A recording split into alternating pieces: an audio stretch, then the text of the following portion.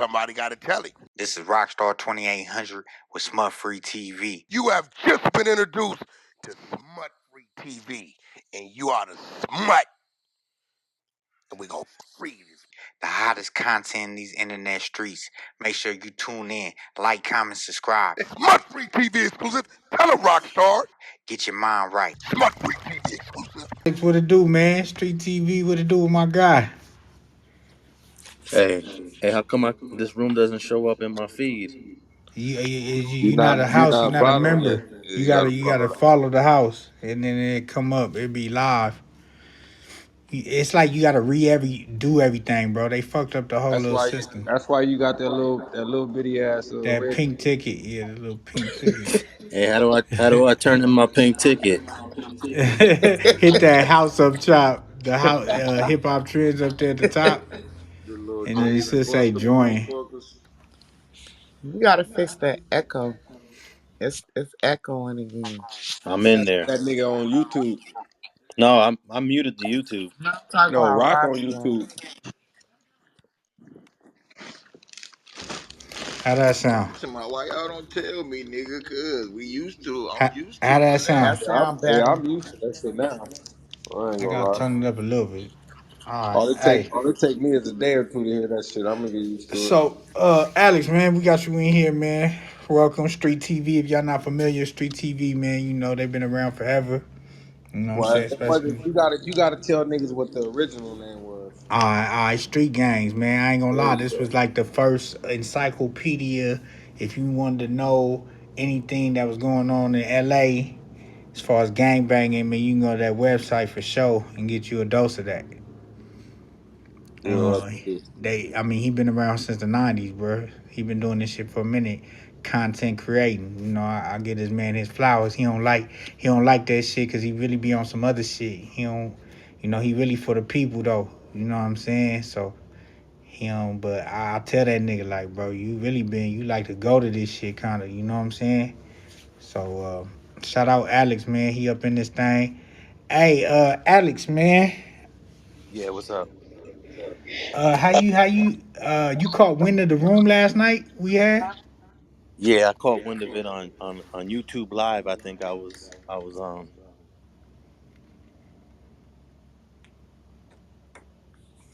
You there?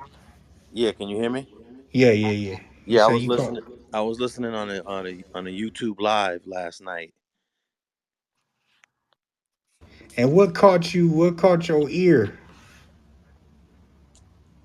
Just hearing all those out of towners trying to tell their side of the story, and dudes from Oakland, Kentucky, all over the country.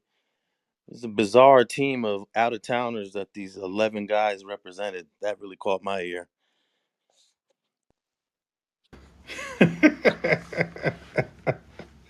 Yeah, and then come to find out, I guess I try to reach out to them too to bring them back up in here, but they scared. They don't want to come back in here.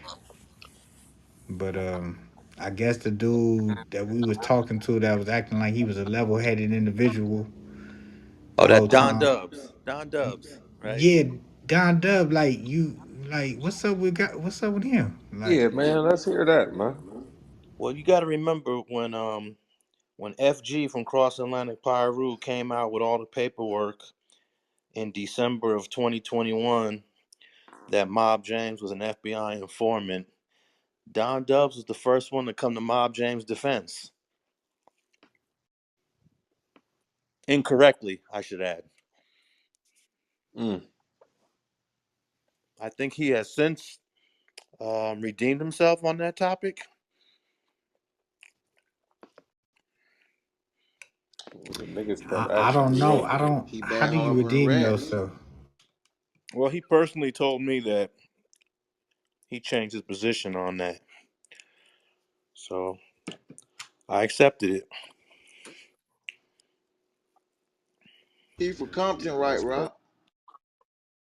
Who? The Don dude. Yeah. Remember, I asked him if he bang. He said he Yeah, didn't I heard him bang. say that. We kept asking who the fuck was he? The only dude that banged in Homeboy's little 10 10-person entourage. I think it was a dude from Village Town, Damn, Piru. that's crazy. That's what we heard. We heard it was like two niggas from there. Forgot his name though. I heard he's the most sensible nigga like out of all them.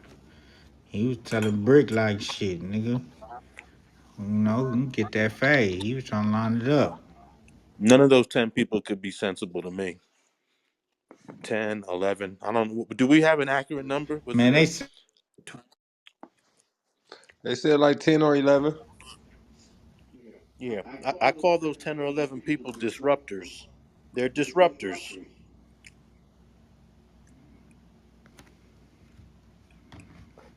And I talk to Snoopy. I talk to Snoopy all Friday morning. If I was to tell you what our conversation was, that shit would be crazy. he be trying to like what? What he be trying to cuss you like? Just you ain't got to Clubhouse. give us no details, but he be trying to like paint a narrative. He be trying to get you to paint a narrative. Mm, a little bit of that, but just he sometimes comes comes correct on what he's going through in his personal life and what he's dealing with. But he says a lot of crazy shit, So you and do know he got on the stand, right? well. I I want to mean, say you. I want Hold to on, hold on, save I hold on, want hold to on, hold save on. all information about that case for a future thing I'm doing. So Okay, I don't okay. I don't want to I don't want to reveal go too much in that, but I do want to explain why you're credible enough to understand stuff like that, right? because I do all the footwork. I can tell you this: I have about 500 or 600 pages of discovery on that case, and I'm also working with the guy that's in prison on early release and early parole, so that he can come home. He was sentenced to 40 years, but he's got a parole date, a parole hearing date in 2029. What's that? 6 years from now. But he might be eligible for release before that. So that's what I'm working on. What you eating, Alex? I'm eating some waffles. I had some chicken and So, waffles but left hold on. over. Why? But because you working on that, I'm trying to explain because I don't want them to think you like no cop or like you're a lawyer. You actually work with lawyers, right? Or you're counsel I, for these men. I work for defense attorneys, criminal defense attorneys. For sure. What's your title? Well, the Los Angeles Superior Court just has me on a panel of expert witnesses. So I guess expert witness would be one of the titles. He be watching with What kind Kev of Matt. discipline?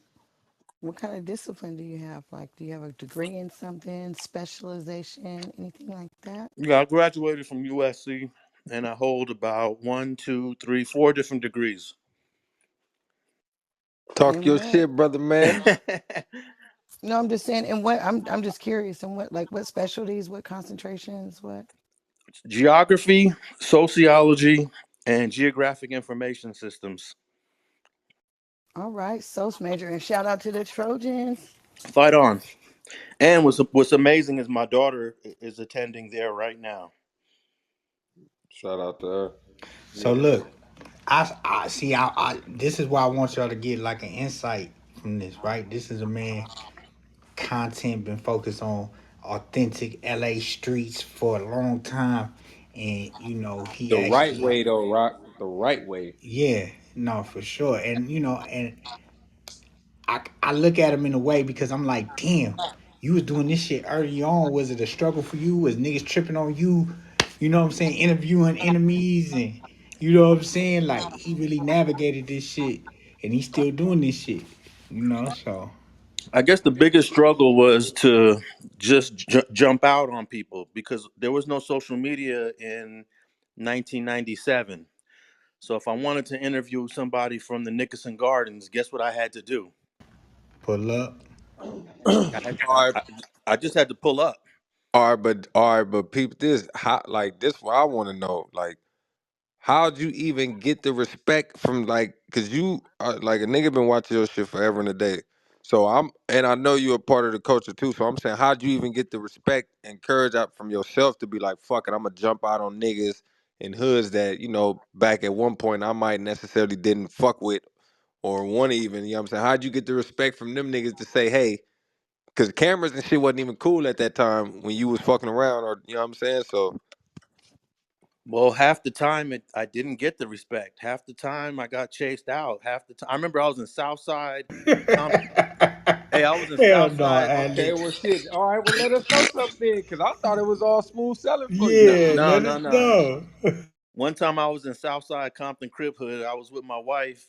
She wasn't my wife at the time. She was just driving me around, and I was taking pictures of graffiti.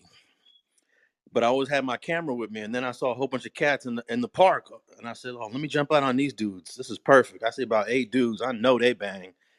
So I went up to them and was like, "Hey, bro, I got a camera here, and I just love to tell your story, man." Them Southside dudes said, "If you don't get the fuck out this park in like 5 seconds," I said, "Have a good day."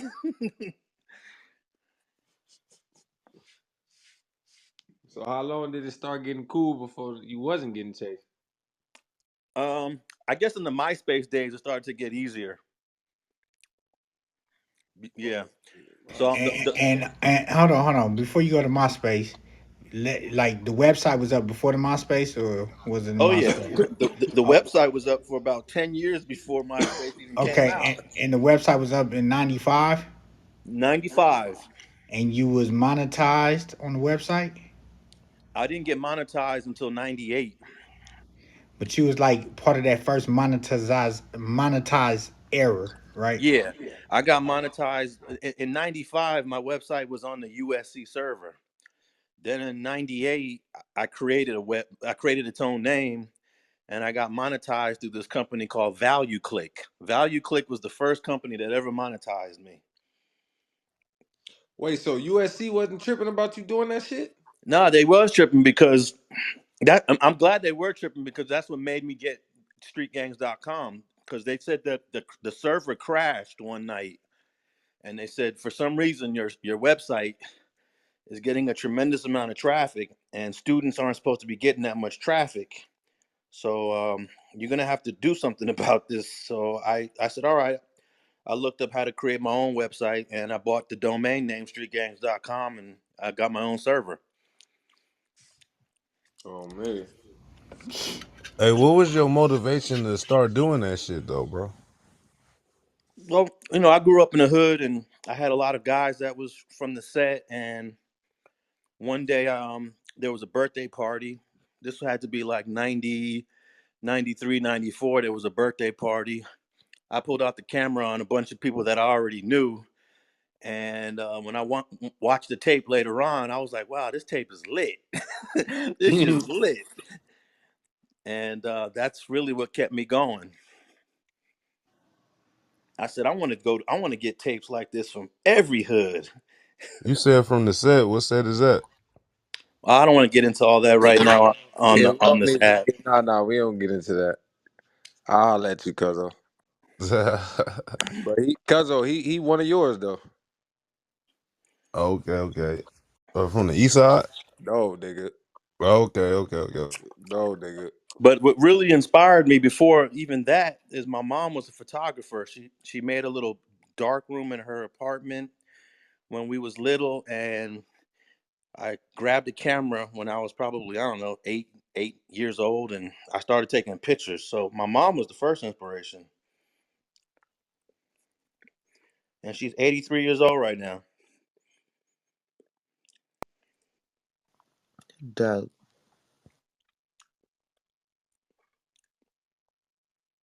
No, my nigga Alex, man. Make sure y'all ping the room. Make sure y'all set the stream. We live right now. Smut Free TV, man. Hip Hop Trends Clubhouse. Y'all know how we do it. Lock and low. Hottest content. These internet streets going crazy with the content like usual.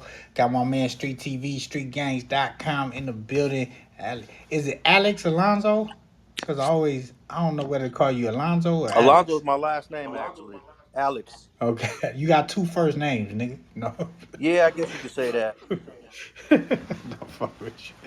I like this nigga Alex, man. This nigga Alex, hey, don't let that voice fool you, nigga. Don't let the degrees and all that shit fool y'all, man. This nigga call you and come check your ass about Hey, some shit. hey, but Rockstar, you're getting the last interview that I'm ever going to give on any sort of internet platform. Oh yeah, what? Yeah, I'm never gonna do another interview on YouTube or any social media. That's the last. This is the last interview I'm ever gonna Oh, give. so y'all better get y'all motherfucking questions out, man. Y'all better be googling right But I mean, you Hey, can see so me right so now. was You can you in see me school with on. fucking little Romeo and them when they was there at SC? No, Lil Romeo was on the now. basketball team. Man, this nigga went to SC in the '90s. Yeah, Lil Oh, you Romeo was was there in there the when I was in '90s? grad school because I did undergrad Oh, and grad school at USC. I remember Lil Romeo there. He never so played though. They never put him in the game. you was there when Kareem Kelly and them and Daryl Rideau was there? No, Kareem Kelly was at UCLA. Nah, Kareem went to he went to SC. I thought. Oh, okay. Oh, yeah. I'm thinking of there was a guy named Kareem Abdul-Jabbar, not the basketball player, but a football player named Sherman Shah. I'm getting them Yeah. confused. But no, I was there when Lil Romeo. We would always scream, "Put Romeo in, put Romeo in." They never put him in. Oh, so you was up there though. Oh, I was at the games. Yeah, I still go to the games. Oh, okay, that's what's up. Yeah, Yeah. I'm going to the homecoming game is in like 2 weeks. So you know Ethan then. Ethan, I don't think I know Ethan. He the point guard. He just graduated. He looked like a little running back. Oh, I don't really know all the athletes that are currently playing personally, Man, but this nigga graduated. When did you graduate? I was there when Keyshawn Johnson was a star. Oh yeah, that was a long ass time ago. Yeah, that was when I was an undergrad. Keyshawn Johnson was a star. That was 90, 93, 94. Hey, you Oh, know a lot okay. about LA and landscape and everything. And you say you was there with Keyshawn Johnson. Does Keyshawn Johnson own a part? I heard he owned Western and Slauson, that shopping center over there. I don't know if that's Well, I true. learned that on Century and Inglewood, where the Costco's at, and all those new stores are Yeah, at. I heard like in the late '90s or early 2000s when they developed that he was one of the partners that helped yeah, develop that. yeah. I heard Magic had gave us some game, so I think he owes some shit in LA for sure. Oh yeah, he definitely he's definitely involved in a real estate development, commercial real estate development. Hey, so what's your most viral? Like, what made street TV pop off? Like, what? How did you? You know what I'm saying? What made it the traffic go crazy on the website? Like, what was it that Uh, kicked off for you? I don't know, but my one of my first videos that I posted was a dude from Watts named Curtis Kelly. The video was shot in '98, but I posted it in 2008, so it was already 10 years old. And for whatever reason, that video went viral, hit a million views. And it's it's Wow. it's nothing really special. It's just an old video by a funny guy from Hat. No, he was from 99 Mafia Watts. Oh, okay. And then I did an interview with him in 2018. I found his ass. Damn. but but that was the first video that I think hit a million views for me. That was the first one. What made you wait 10 years to drop it though? Well, YouTube had only just come out in 2005 or 6. Oh, okay, okay, So when I okay, okay. dropped it, it was only 2 years into So YouTube. was you filming all this shit knowing that you was gonna have a platform at some point to put all this shit out, or you just didn't know what you was gonna do with this shit? I didn't know what I was going to do with it. I figured I would do a documentary, and then I got a job working on Bastards of the Party back in '96 or '97 as a co-producer. So I had already been collecting interviews, and some of my interviews were in the documentary. If you ever seen Bastards of the Party, it aired Yeah, on HBO. yeah. Yeah, that's crazy. I Hey, ain't gonna so lie. Growing up, niggas used to go to your. If we was going to a female house and didn't know what hood it was, we for sure hit your website, bro.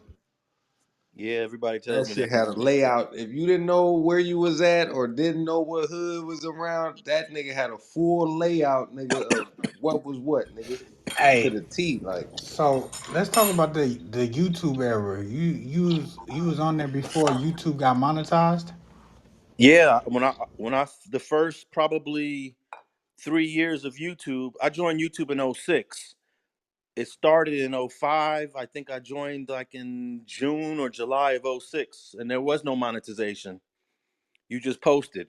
You did it for the passion. You did it because you wanted to share something. That was it. So then when did they start monetizing on there?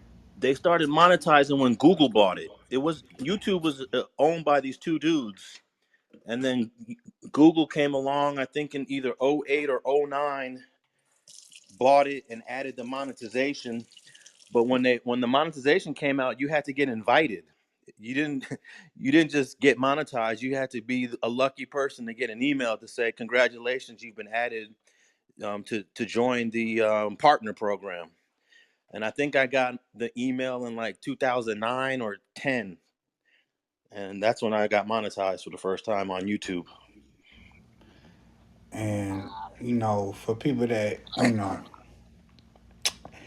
like to you, like you've been doing this so long, it comes so natural to you.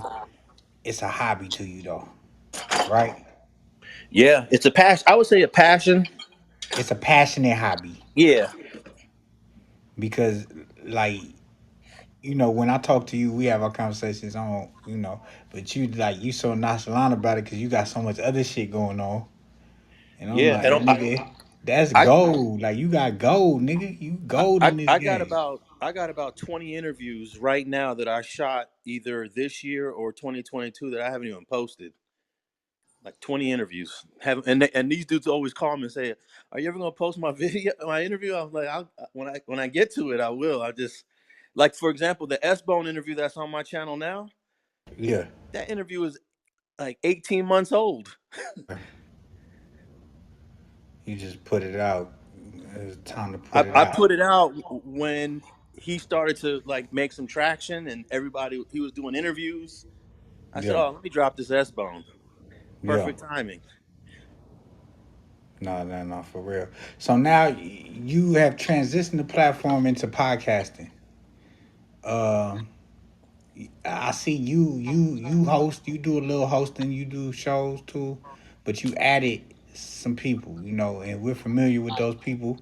Munchie B comes in this room every other night. He ain't been here in a minute. Came here the other night though. He get a little drunk, get a little slizzard. This nigga stupid. That nigga Munchie B get the tripping. But shout out Munchie B. What do you see in Munchie B? You gave Munchie B a chance. We definitely fuck with Munchie B. I try to get him on No Jumper and all that. So I think what I saw on Munchie B is that the people resonated with Munchie B. Every time I did an interview with Munchie B, which was the first one was about, I think in 2016. Um, the video was just people resonated with it. That's the one I did with him, Red Bull, and Baby Dot. Then I did another one with him in Darby Park, and then I did another one with him in the office. And at that point, I just knew that people tapped in with Munchie.